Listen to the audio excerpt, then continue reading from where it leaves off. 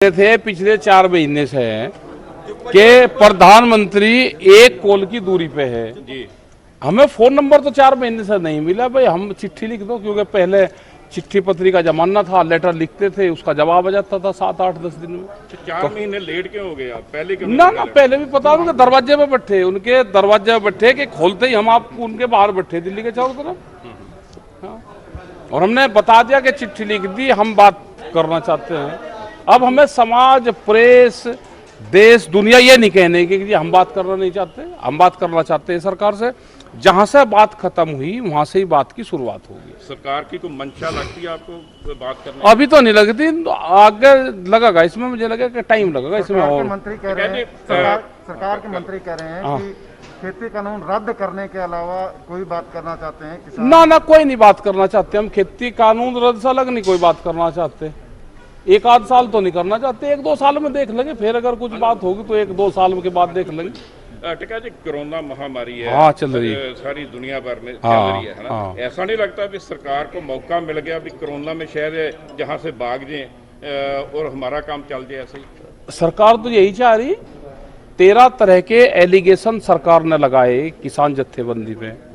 ये 13वां एलिगेशन है, ये भी चल जाएगा, 4 दिन चल जाएगा खबरों में। बीमारी का इलाज हॉस्पिटल है और किसान आंदोलन का इलाज पार्लियामेंट है।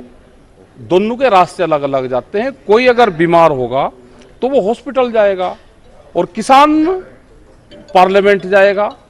तो दोनों के रास्ते, उनके तो रास्ते भी एक नहीं है, दोनों के रास्ते अलग अलग हैं। कोरोना आपके आंदोलन के आगे द्वार नहीं बन गई? जो 4 महीने पहले था आंदोलन वहीं खड़ा है और खड़ा रहेगा। ये तो जब देश की आजादी हुई तो 90 वर्ष आंदोलन चला। अभी तो 6 महीने तो इस आंदोलन को, ये उससे पहले 30 साल पहले चला है। तो अभी तो 30-31 साल तो है, 90 साल तो अभी हुए थे।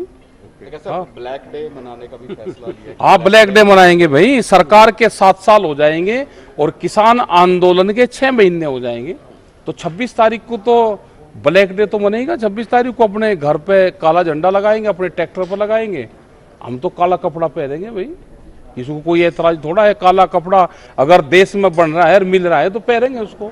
यूपी में सरकार तैयारी कर रही है चुनाव की। हाँ, करवा देंगे तैयारी चुनाव की।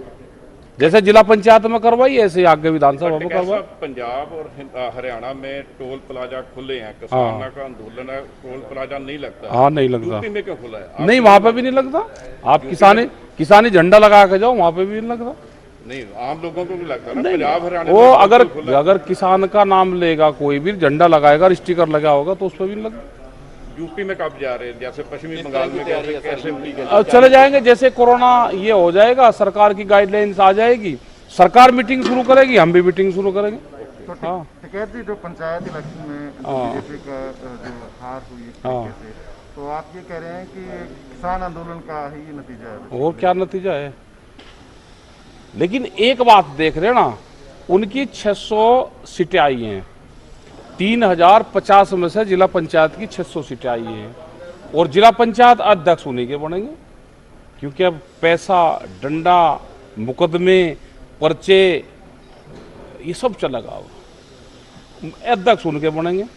पश्चिमी बंगाल में जो हार हुई है भाजपा की, उसमें किसान आंदोलन का कितना रोल है? बड़ा रोल है जी, बड़ा रोल है। संयुक्त मोर्चे के बहुत लीडर वहां पे गए और उन्होंने यही अपील करी कि जो धान है, इसकी जो एमएसपी है, भारत सरकार के मंत्री यहाँ पर आ रहे, उससे इसकी एमएसपी मांगो।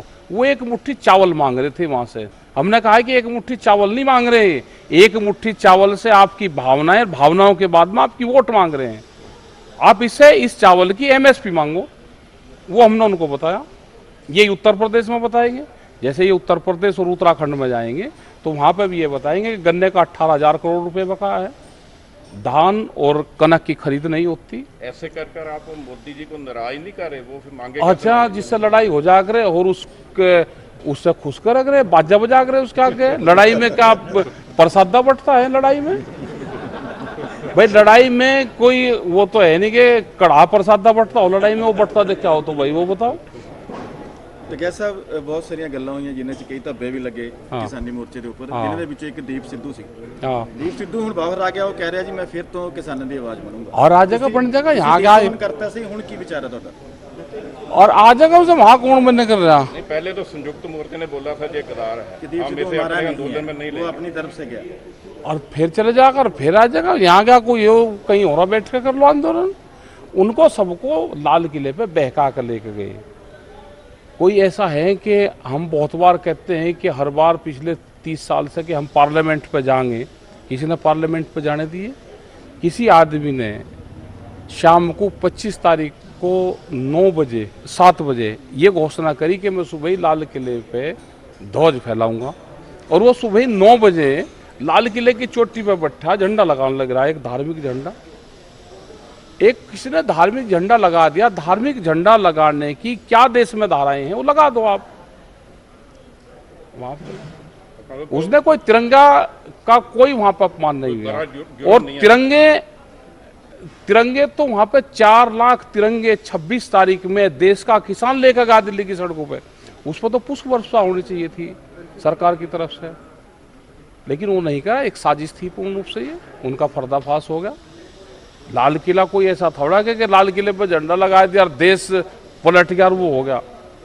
लाल किला तो उसकी इनकी प्रॉपर्टी है भी नहीं, सरकार की, डालमिया की है। वो तो डालमिया तो मुकदमा करवाए नहीं, वो तो डालमिया का है, लाल किला भी इनका कहाँ है।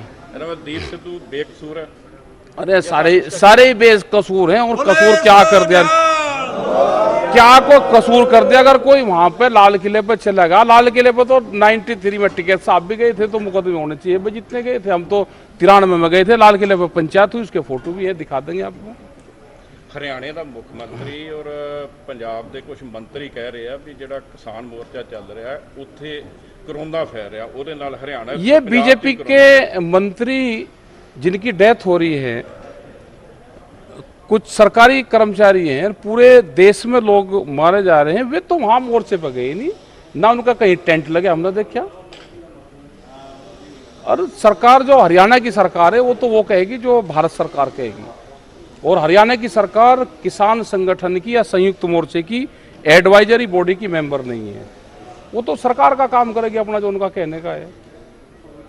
कोई उद्गम स्थान नहीं है कि वहां से जहां आंदोलन हो रहे वहां से कोरोना फैल रहा है। कोरोना एक बीमारी है, उसका इलाज होना चाहिए। हमको हॉस्पिटल पे काम करना चाहिए, सरकार को सैनिटाइजर पे काम करना चाहिए, उसकी मेडिसिन पे काम करना चाहिए। ये किसान आंदोलन जब तक सरकार बात नहीं करेगी, बिल वापसी नहीं होंगे, जो कानून वापसी नहीं होंगे, एमएसपी पे कानून नहीं बने, जो हमारे मसले हैं जब तक उनका समाधान नहीं होगा, ये किसान मोर्चा वहां से हटेगा नहीं।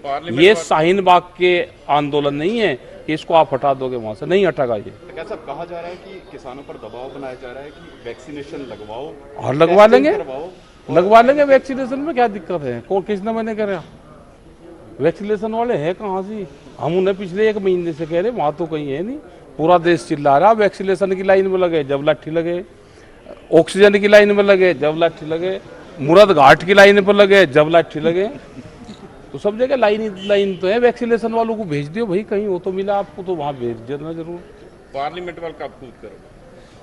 पार्लियामेंट में क्या करे? पार्लियामेंट ही तो है दिल्ली के चारों तरफ, दिल्ली की दीवार के पास में बैठे हैं बिल्कुल। पहले ऐलान किया था ना, और ऐलान करा फिर चले जाएंगे। ऐलान तो या 26 तारीख हर महीने आवे हैं, और वे ट्रैक्टर भी हिंदुस्तान के हैं, कोई पाकिस्तान से नहीं आने। वे ट्रैक्टर भी वही हैं और 26 तारीख भी हर महीने आवे। ये सरकार ध्यान रखना, कान खोल कर सुन लो, 26 तारीख के कोई मोहताज नहीं है, किसी भी 26 तारीख को ऐलान हो सकता है। 26 तारीख